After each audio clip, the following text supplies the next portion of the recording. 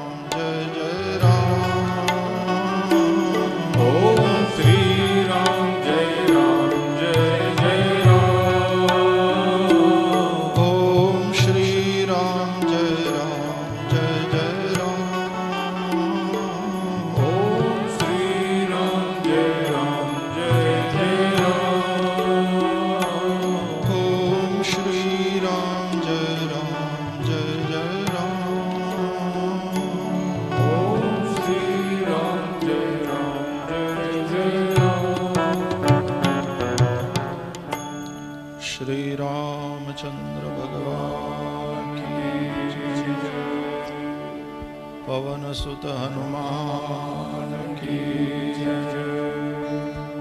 सद्गुरु भगवान की जय।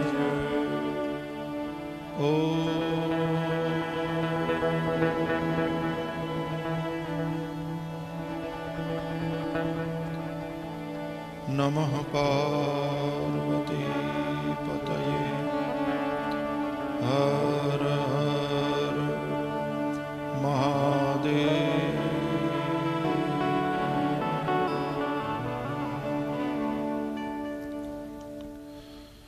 भगवान के वांग्मय स्वरूप को वंदन, व्यासपीठ को, तुलसी पीठ को वंदन। आप सबके हृदय में बैठे हुए प्रभु श्री रामभद्र को प्रणाम।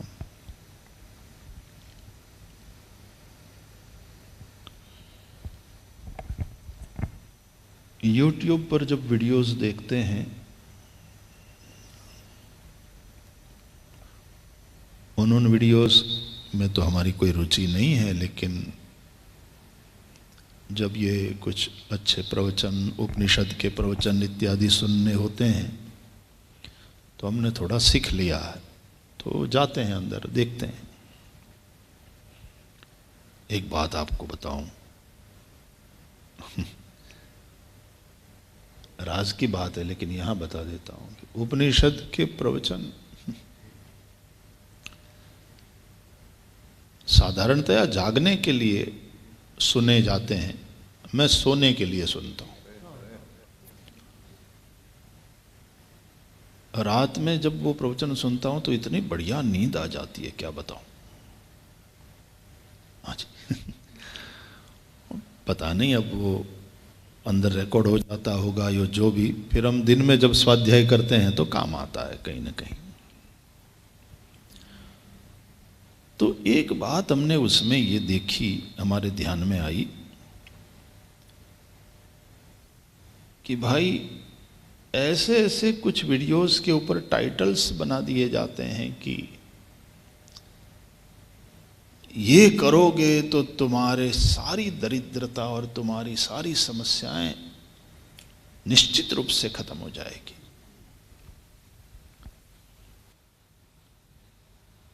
और उन वीडियोस के ऊपर इतने सारे व्यूज होते हैं, सीधी साधी आध्यात्मिक और उपनिषदों की बात जिसमें है, उन वीडियोस की व्यूवरशिप तो बहुत कम है। लेकिन ये करने से धन की वर्षा होगी, ऐसा टाइटल दे दिया जाए और फिर देखो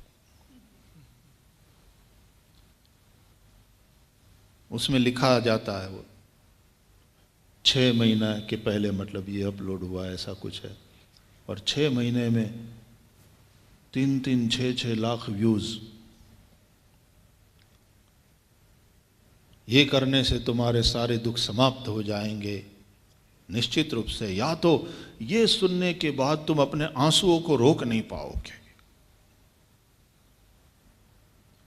इत्यादि ऐसे टाइटल बनाए जाते हैं कि साधारणतया लोग फिर तो एक हमारी समझ में ये बात आई कि अभी भी लोगों को देखो धन की लालसा है, सब प्रकार के दुखों से मुक्ति और सुख की चाहत है। जैसी हमारी भूमिका है उसके अनुसार फिर वो चाहत का रंग बदलता रहता है और जिंदगी का ढंग बदलता रहता है। तो स्वाभाविक है सामान्य इंसान में कोई दुख हो, समस्या हो तो उससे कैसे निजात पाए। अब आपको क्या बताऊं,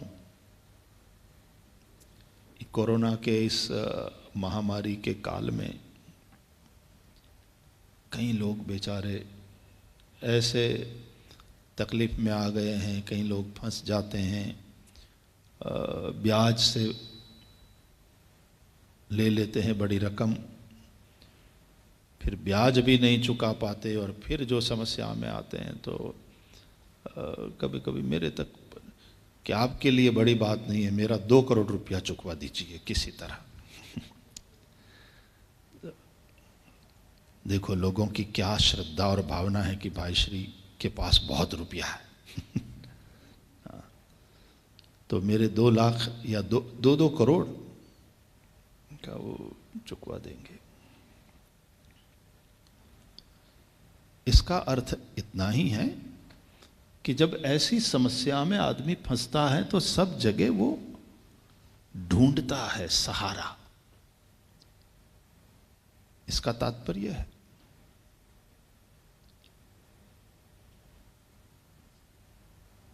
तो दुख तो सभी के जीवन में है, समस्याएं सभी के जीवन में हैं, उससे उबरने के लिए आदमी सहारा ढूंढता है। इसलिए ऐसे वीडियोस पर बहुत सारे क्लिक्स या तो व्यूज जो भी कहो वो होते हैं। और उपनिषद और सीधी सादी अध्यात्म की बात हो तो उसके प्रति रुझान भी लोगों का कम है और सुन ले तो समझ में भी कम ही आती होगी लोगों को। और उपनिषद और उपनिषद पर शंकर भाष्य ये सब पढ़ना और सबके तो बस की बात नहीं, सबकी रुचि का भी विषय नहीं।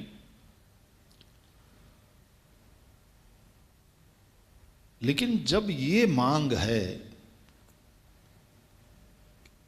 कि हम सुखी हों, ये करने से आपकी सारी समस्याएं समाप्त हो जाएगी और सुख की वर्षा होगी। चलो मैं भी टाइटल दे देता हूं आज के प्रवचन को कि ज्यादा से ज्यादा व्यूज मिले मतलब ज्यादा से ज्यादा लोग तक बात पहुंचे, क्योंकि आपके भले की बात है। ये करने से आपका समस्या, आपका दुख समाप्त हो जाएगा और सुख की वर्षा होगी, पक्का। ऐसी बात करनी है जब राम कथा का विराम हो रहा है। तो पहले तो ये समझ लो कि ये जो इतने परेशान हो, इतने दुखी हो, तो उसका कारण क्या है?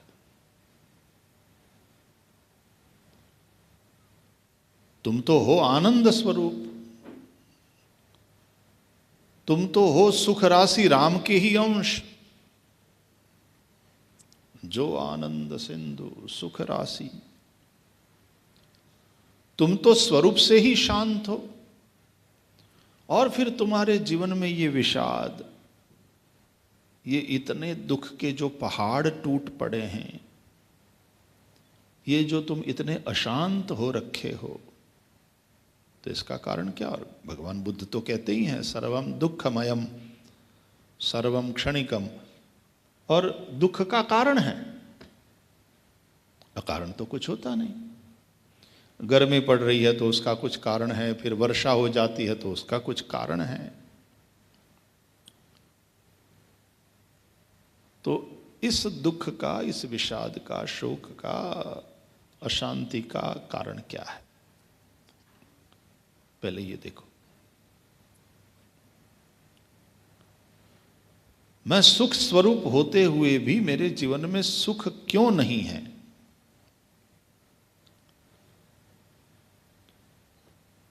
जिसकी कथा आप लोगों ने प्रिय श्याम भाई के मुख से 9 दिन पर्यंत श्रवण किया,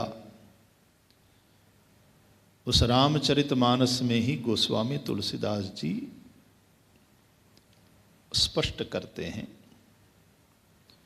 कि पराधीन सपनेहु सुख नाही। तुम जो ये सुख स्वरूप होते हुए भी इतने दुखी हो रहे हो, उसका एक ही कारण है, तुम्हारी पराधीनता। पराधीन व्यक्ति स्वप्न में भी सुखी नहीं हो सकता।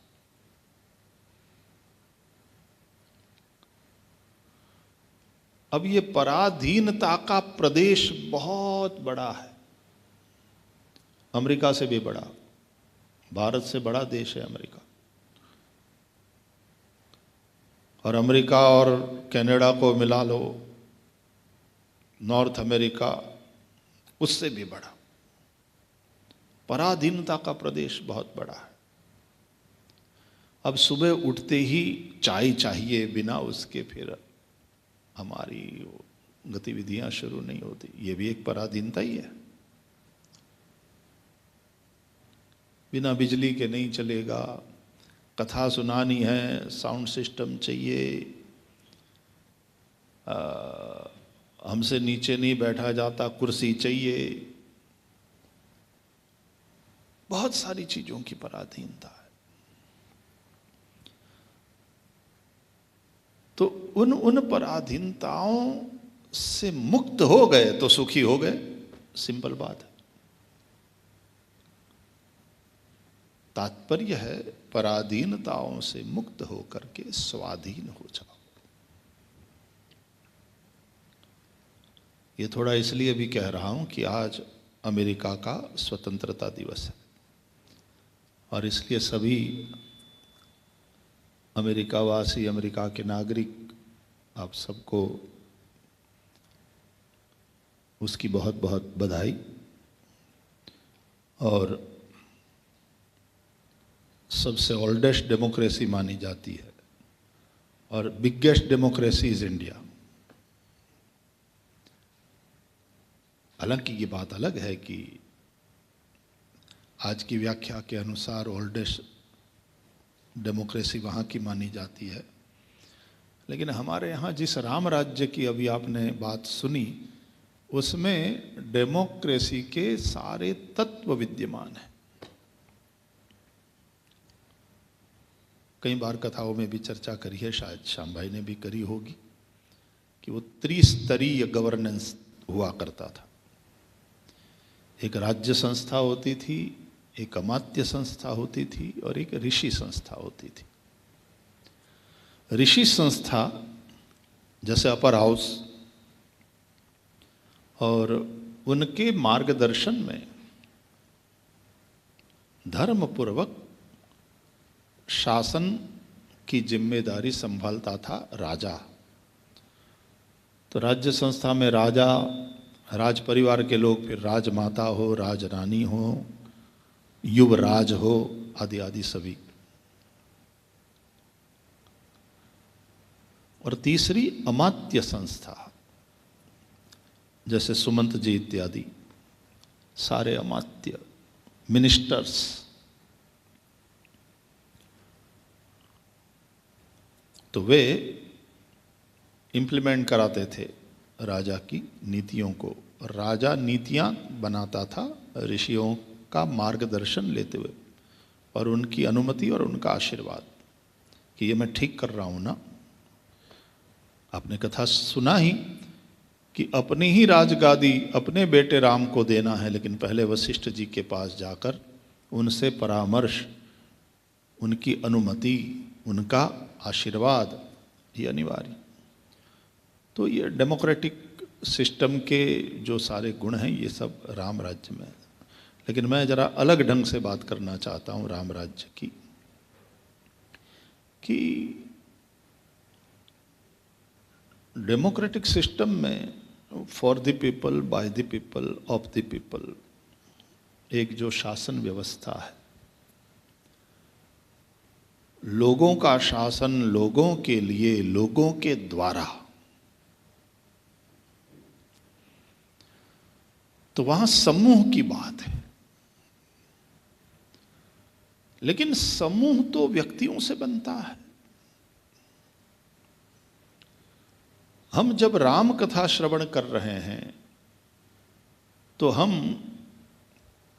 एक व्यक्ति से शुरुआत करना चाहेंगे कि व्यक्ति का अपना शासन अपने ऊपर, अपने द्वारा, अपने लिए, स्व का शासन स्व के लिए, स्व के द्वारा,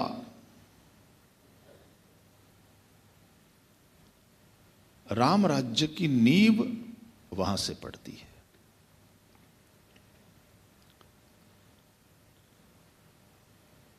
राम राज बैठे त्रैलोका, इसलिए कहते हैं ना कि वो जीवन की अयोध्या में अपने हृदय के सिंहासन पर राम का राज तिलक करना हो तो उसके लिए कहाँ मुहूर्त देखने की आवश्यकता।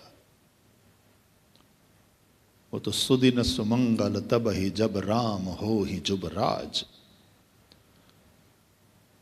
ज्योतिष को नहीं मानते थे, विधि के बेटे हैं वशिष्ठ, ब्रह्मा के पुत्र है, लेकिन कहते हैं बेग विलंब न करिय नृप, साजिय सबुई समाज, सुदिन सुमंगल तब ही जब राम हो ही जुबराज।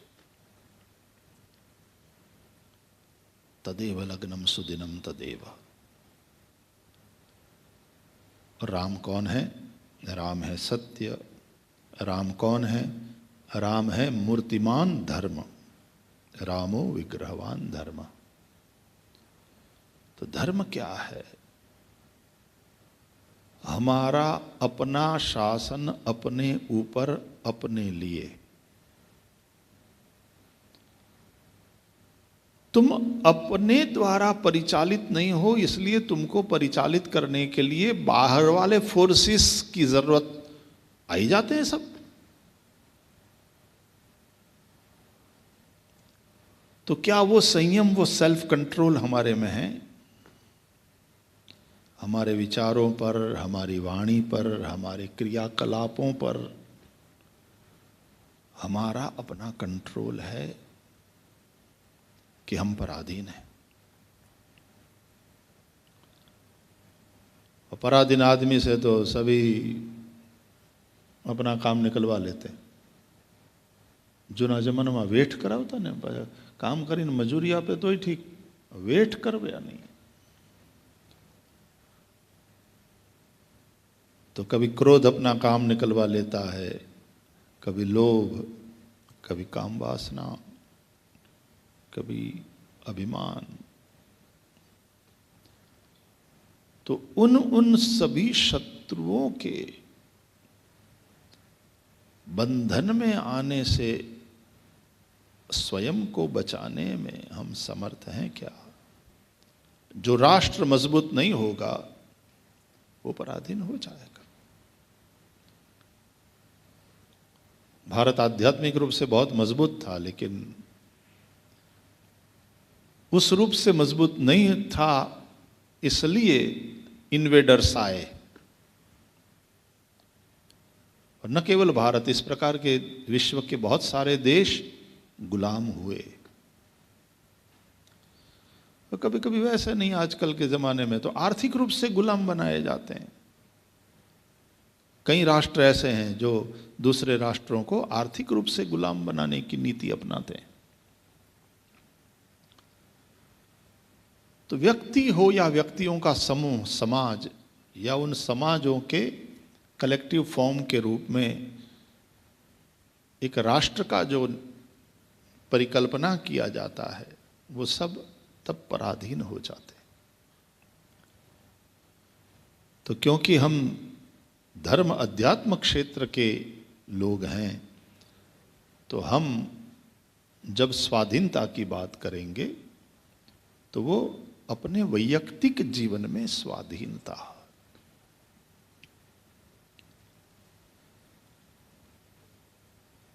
किसी व्यक्ति को बिना किसी व्यक्ति के नहीं चलता, पराधीनता हुई। वस्तु की, व्यक्ति की किसी भी प्रकार की पराधीनता, और पराधीन सपने सुख नाही। स्वाधीन हो जाए। अपना शासन अपने ऊपर, औरों के ऊपर शासन करने की बात नहीं है। अपना शासन अपने ऊपर, अपने द्वारा, अपने लिए, हमारा कल्याण हो। अतः धर्म रूप राम का राज तिलक कर दिया जाए, यानी धर्म शासन हो,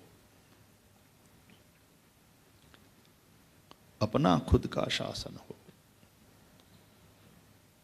तो निश्चित रूप से मानिए कि तब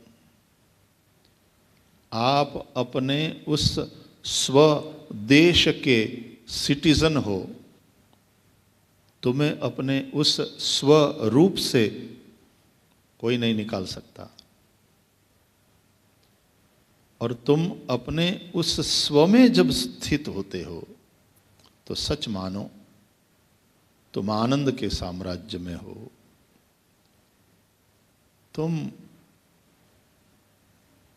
तुम किसी कुटिया में भी पड़े रहते हो, किसी गंगा जी के तट पर कहीं, या कहीं एकांत में किसी गुफा में बैठे हो, तो भी तुम्हारे जैसा समृद्ध कोई नहीं।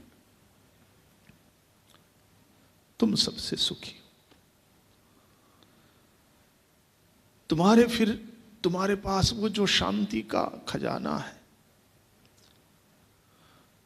लोग ऐसे महापुरुषों को ढूंढते हुए जंगलों में जाते हैं। उनके पास जो है वो तो श्रीमद् भागवत में प्रहलाद जी ने जो कावेरी के तट पर नंग धड़ंग और मस्ती में पड़े हुए अवधूत को देख लिया, दत्तावधूत को।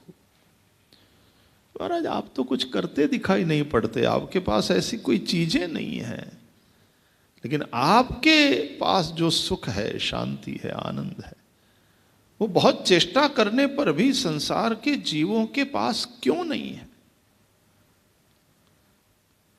तो जिस तरह से दत्तावधूत ने प्रहलाद जी को, अलर्क को, यदु को उपदेश किया है, उसकी कथा है भागवत में। तो ये स्वाधीनता की बात है। उन देशों के स्वाधीनता दिवस को मनाया जाए, उसके लिए अभिनंदन भी सभी देशों की अपनी स्वतंत्रता और उन देशों की उनकी अपनी स्वतंत्रता का बाकी वाले देशों के द्वारा सम्मान किया जाए और उनके अंदरूनी मामलों में दखल नहीं देने की बात है। लेकिन एट द सेम टाइम ये विश्व ग्लोबलाइजेशन हो चुका है, इसलिए कहीं किसी देश में जहाँ डेमोक्रेटिक वैल्यूज़ नहीं हो और कहीं किसी राष्ट्र में वहाँ के मुखिया के डिक्टेटरशिप इत्यादि वगैरह के कारण या उसकी तानाशाही के कारण वहाँ की जनता यदि दुखी हो रही है, પાડોશીની પત્નીને મારતો હોય તો આમ તો એના ઘરનો મામલો છે, પણ પોલીસને ફોન કરવો પડે કે ભાઈ ઓલી બચાડી મરી જાહે, આવો। તો એ રીતે સમાજે અને પોલીસે બધા ઇન્ટરવીન કરવું પડે છે ને। उस तरह से संपूर्ण विश्व की मानवता के कल्याण के लिए एक देश उस हिसाब से दूसरे देश में कुछ गलत हो रहा हो तो उसमें थोड़ी दखल अंदाजी हो रही है आज विश्व में, और शुद्ध भाव से करें, ठीक है। राजनीतिक वो दाव पेंच के लिए नहीं, लेकिन शुद्ध भाव से और मूल्यों की रक्षा के लिए करें, ठीक है। लेकिन जो इस प्रकार का स्वाधीन है आध्यात्मिक रूप से, तो वहाँ तो दूसरों को दखल करने आने का कोई प्रश्न ही नहीं उठता, क्योंकि ये खुद ही ऐसा राम राज्य के वर्णन को आप लोगों ने श्रवण किया और श्याम भाई ने जिस क्रम से कथा का प्रवाह बढ़ाया था पहले ही दिन से आगे, तो सभी कांडों को अच्छी तरह से न्याय देते हुए और सभी प्रसंगों को स्पर्श करते हुए वे यात्रा कराए हैं। तो राम राज्य का सुंदर वर्णन उत्तरकांड में गोस्वामी तुलसीदास जी ने किया ही है। तो कहते हैं नहीं दरिद्र को दुखी न दीना। राम राज्य में कोई दरिद्र नहीं था, यानी वस्तुओं का अभाव नहीं था, दुखी नहीं था। कभी कभी वस्तुओं का अभाव नहीं होता तब भी आदमी दुखी होता है, क्योंकि ये मन से जुड़ी हुई बात है, दुख। और उन वासनाओं और तृष्णाओं के चलते बेचारा बना हुआ गुलाम सा नहीं था, दीन बेचारा ऐसा नहीं था। तो जो भी स्वाधीन होगा न दरिद्र रहेगा, ना दुखी रहेगा, ना बेचारा। 5 घर की भिक्षा मांग करके पेट भरने वाले और गुफा में रहने वाले ऐसे स्वाधीन महापुरुष, वो जब भिक्षा के लिए आए तो कोई उसको बेचारा कहने की हिम्मत तो करे कि अरे बेचारे मांग कर खाना पड़ रहा है। ये कोई बंधन नहीं है उनके लिए, ये उन्होंने स्वीकारी हुई व्यवस्था है। तो उनके सामने उनको भिक्षा पवाने वाले बेचारे दिखाई पड़ते हैं। નારદજીને પાસે તંબુરો અને કરતાલ સિવાય શું હતું? ભગવાનનું નામ હતું। તોય તે જ્યારે સંસારમાં આવ્યા તો આ બચાડા કેવા દુઃખી થાય। તતો દૃષ્ટવા જનાન સર્વાન નાના ક્લેશ સમન્વિતા। ઘણું બધું હોવા છતાં આ બચાડા કેવા દુઃખી થાય છે। तो बेचारे तो वो है। और ऐसे स्वाधीन महापुरुष को कोई बेचारा कहने की हिम्मत तो करे। तो नहीं दरिद्र को दुखी न दीना। भगवान राम करें कि हम सभी स्वाधीन हों, सब प्रकार की पराधीनताओं से मुक्त हो जाएं, और ऐसे स्वाधीन सच्चरित्र समझदार, संतोषी, शांत और आनंद से युक्त व्यक्तियों का समूह और ऐसे समाज के लोग, उन व्यक्तियों के समूह से समाज बनेगा और ऐसे समाज से जो राष्ट्र का एक चित्र उभरेगा।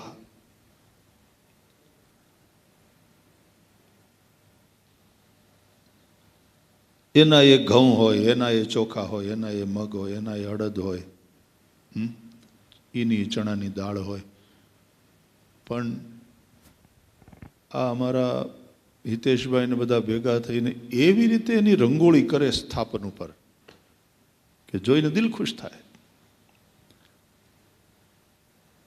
तो आवी रीते राष्ट्रनी एक रंगोળી तैयार थवी जोईए अने ए राष्ट्र खरेखर धन्य।